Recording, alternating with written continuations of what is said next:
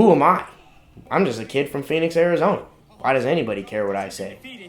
My new bitch is really pretty and she's acting conceited. Hit her from the back, pull out my nut and fucked completed. I used to be scoring rappers and they ran away and retreated. She pulled her pants off, sat on my lap, that's how I was greeted. I be in the hood running grams like a running back. Pull my nuts out, then the girl put her tongue in that. Rubber band the money, little homie, run it back. But then when I go out on these stages and there's like 800 plus people roaring my words and my name and my, you know, it makes you look at life a little bit differently.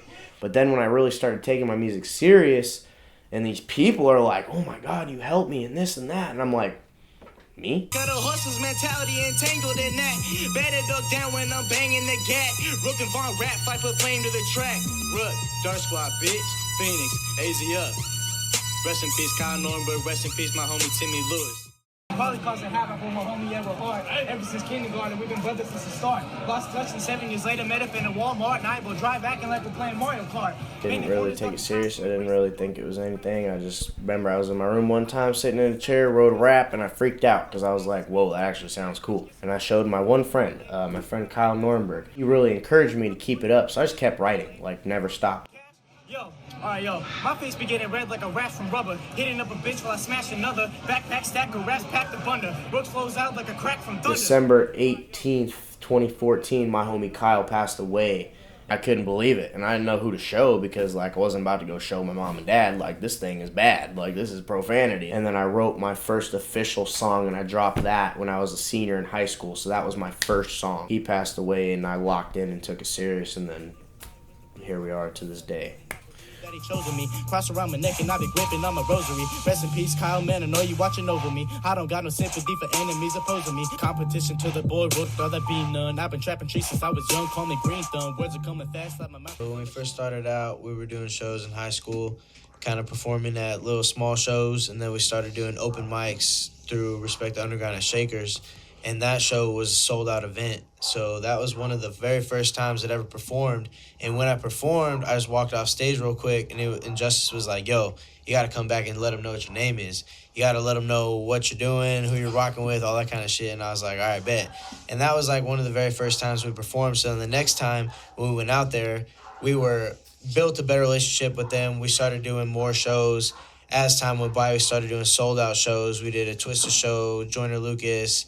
We opened up for Justice's album release party, which was sold out. We did all kinds of different shit. Kasky. And you played every single Arizona Hip Hop Festival. Yeah, except for the very first one. We were still in high school. We didn't even know nothing about it in the very first one. So you got your start with RTU and been rocking with us for the last 9 years. Yeah. Man, that's crazy. That's really crazy. So your first show was the open mic, and then I remember you called me. I was like on my skateboard riding around, and we talked for like an hour. I just gained you out. You printed the T-shirts. Yeah, I was hitting you up, just seeing what was good, because I had not done very much as far as doing shows or making merch or making CDs or any kind of profit off of music. And you were telling me, man, you got to do this, you got to do that, you got to brand, you got to promote this shit, you got to put it out there, you got to really push it to the furthest extent that you can make it, because you have a brand, and that's one of the hardest things you can do as an artist is make a brand that people fuck with, and you have it, so just push it and make it something you want to rock. Roll it up, take a hit, I'm just chilling with my clique. Dirtsquad, we getting it, we the team that never quit, we never stop, no, never know, we selling out show after show, four brothers going through these bumpy roads, have each other's back, yeah, that's a fact.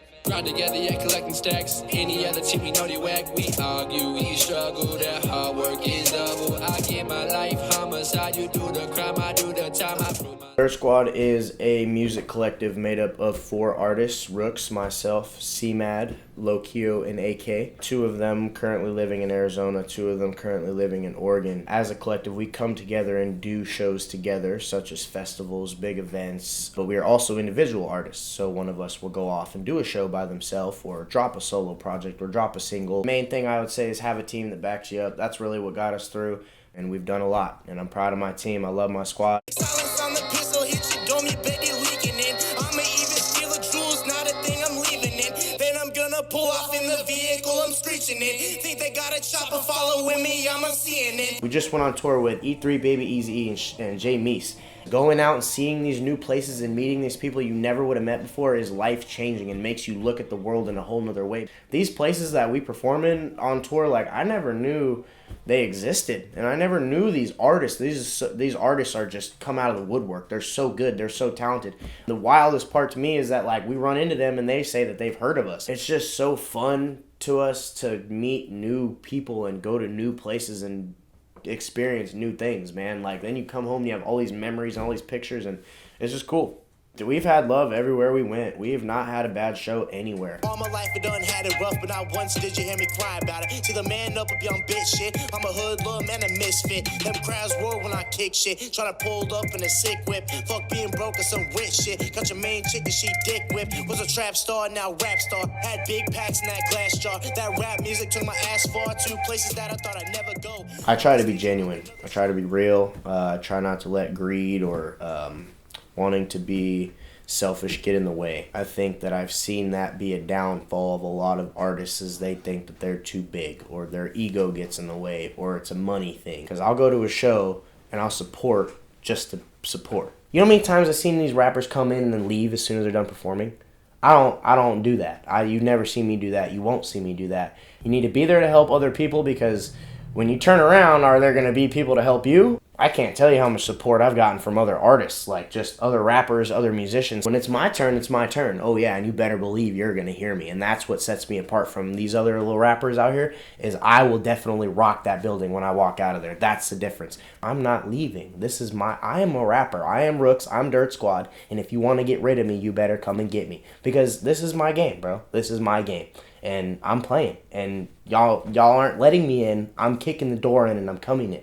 Bitch, I'm a big dog, pit in the lab. Clip long, blade strong, in the ribs jab. Dirtsquad and I mob, know we get the bag. Chillin' with the strippers and you know they dropping ass. They be going crazy when we get it throwing cash. Making dreams come true, yeah, let's have I have a song called Echo that's unreleased, that's dropping December 18th of this year. That song, I reference a lot of people. You can really hear a story behind it. I'm really talking about my life. I'm really putting emotion into it. I was being lazy. I was drinking a lot of alcohol, partying really hard, being just kind of unproductive. I wrote the song the night I quit drinking. I kind of settled in and focused, got the business right, and then wrote the song right away. Got it recorded right away. Usually my music is very high energy and kind of chaotic. I'm glad I got to tap into more of an emotional side of myself. Sometimes it seems harder for me to get over to that side. You know, you don't really like talking about stuff that hurts you. You know, nobody does. That song pretty much made me cry when I wrote it, when I recorded it, when I listened to it. You know, it's a real song. It's my real life. There's no fiction in that song by any means at all. It is completely 110% truth. You ain't even gotta ask, just look at me, I got the strap. I don't trust these people, homie, yeah, you better watch your back. RooX is on the mic and Dirtsquad is my team, I'm rocking that. If you try to play me, then no money stash, I'm robbing that. Be prepared to give more than you get. You're going to have to sacrifice a lot. You're going to sacrifice friendships, relationships, people you love. People you love aren't going to be there to support you. And then people you really thought were your friends are going to look at you and be like, why do you get to do all this stuff? It really hurts because you're like, man, you know how hard I work to do this, and you're upset because I'm winning now? Like, why? I don't get it. Everything was cool when we were together and we were broke and shit, and now that I'm on the plane and doing shows and now you're mad because you're not with me, well, you won't even rap. You want to be around your family and you want to be around everybody growing up and all this stuff, but when you gotta go do shows, you're not around. You're in the studio 5-6 days out of the week, and then when you're not, you're in the show, or you're on a plane, or you're on a bus, or you're on a car, like, you really start to miss out on things. Rook on the mic and I'm going this savage when I'm in the spot where you know I do damage. You rappers a week and you saying it's so average. All on my own that I cut off the baggage. Rolling up green and I'm smoking that cabbage. Flow is electric, get hit up with static. Shots will be fired, the scene will be tragic. I don't care about the money. I really don't. I mean, I want money, yeah, and I think I'm going to be richer than I can even afford to deal with one day, you know, and cool, you know, but you know what? I've been so poor that forget the money, dude. It doesn't mean nothing to me. At the end of the day, when they throw me in the grave, it's going to be the same size as a millionaire or as a bum. I would rather go out as the guy that really wanted to be there for people. And even if we don't make it to be the millionaire, billionaire, like, dude, at least, like, we helped a couple people. Like, maybe we helped someone through a hard time by listening to a song. I would like to leave a legacy of helping people. So if we can do that in any way, that is what I would want to do.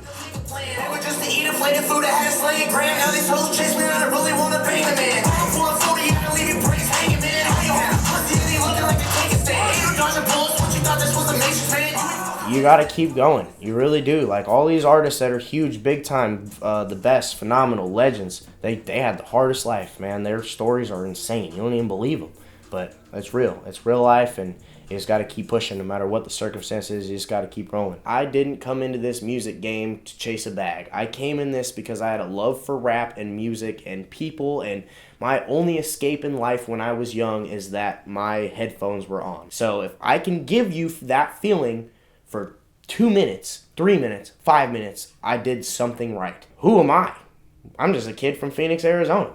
Why does anybody care what I say? But then when I go out on these stages and there's like 800 plus people roaring my words and my name and my, it makes you look at life a little bit differently.